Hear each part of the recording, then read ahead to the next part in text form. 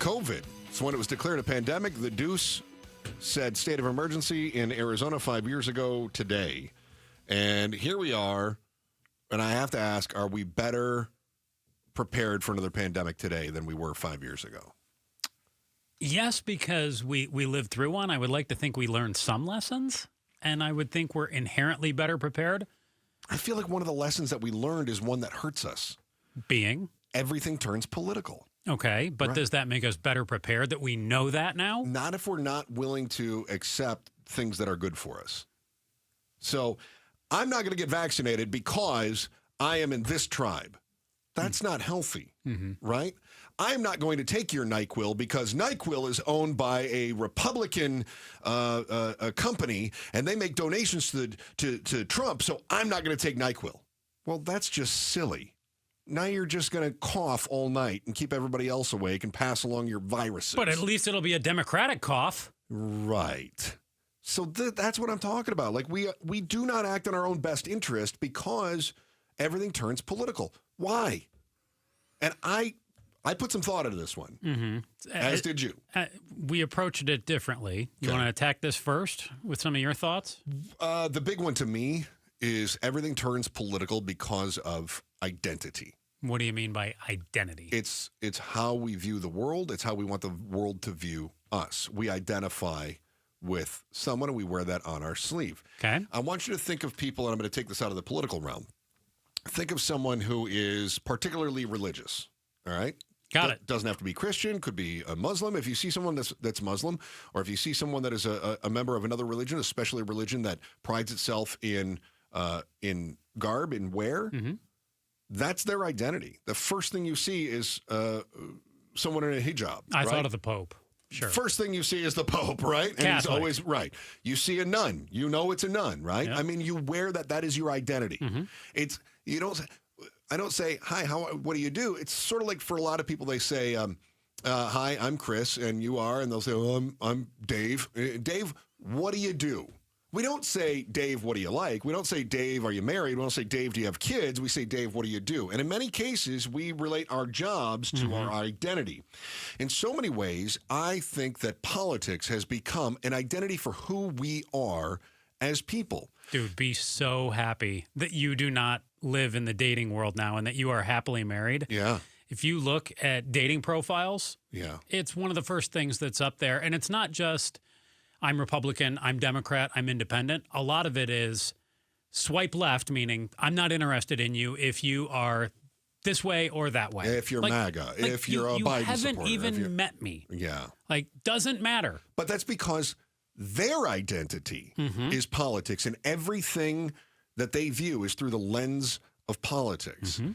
And I would say that anytime you run into a fanatic in any realm, everything goes through that lens. And you and I have met some crazy people from Ohio. John Roller. These are traffic guy. These Ohio State fans are like this too. They're nuts. Everything comes back to literally buck nuts.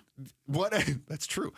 Everything comes back to what does this mean for my college, for instance, right? I mean, I was having a conversation with a guy about football years back. I worked with him at the station that shall not be named. He was a big Ohio State fan. And I think we were talking about sports, and it was like, hey, the Giants look good this year. Well, do you know that so-and-so on the Giants is an Ohio State Buckeye? And you go, come on, man. Everything has to come back to your college? Everything? Yeah. And so I think in many ways that's his identity. And in many ways for these politicians, or excuse me, when it comes to the parties, that's our identity. It's who we are. I wrote down that we have the two-party system. Everything is either my team or yours, which tribalism hits to your point with identity and tribalism, both of it. It's if you're not on my team, well, you're on the other team. And you're against me. If you don't like Michigan, then what you like must sure suck. Yeah. And you like that team? Well, then you're even worse. Well, and especially when you're down to a two-party system. It's not even like, you're a big University of Michigan fan. And if I were to say to you, I'm not a big University of Michigan fan, you go, well, you must be an Ohio State fan. and I could easily say, no, I'm an Arizona State fan. You go, no. If you're not with me, you're against me, and that means you're one of them. Well, I think it's even worse if you're a moderate, if you're an independent. Absolutely. Because then you're not even on the other side. You don't even pick a side. Do you not stand for anything? What's wrong with you? I had a guy call our feedback. Too many vulgarities. We couldn't play it on the air. And but he said something about that guy you voted for is going to ruin this country with his tariffs. And I thought, when have I ever said I voted for anybody? I don't endorse candidates. I don't do it. But someone made the assumption, based on something I said, that I was MAGA, right? I'm very independent. But to your point, you're either with me or you're against me. And in this case, the guy was very liberal, and he thought, if you're not with me on this topic, you are MAGA and against me. Now, I said the two-party system makes things either my team or yours, and then from that you got this division, and the division equals votes. To get elected, you need to paint someone and something as the bad guy, the boogeyman. Intentional division. Yeah. And the politicians are fostering this. And it breeds more of it, too. It's either you're on my team or you're on the other team, and that division then, especially with the political piece of it, it just metastasizes. Yeah, and so you hear politicians talking about Fauci, for instance, and they'll use him as their target. And then they'll say, that Fauci, he did this to us, and then everybody needs to rally around me, and Fauci is the boogeyman, and now you can make your donations to me so I can get rid of Fauci, right? Yeah. That's the thought.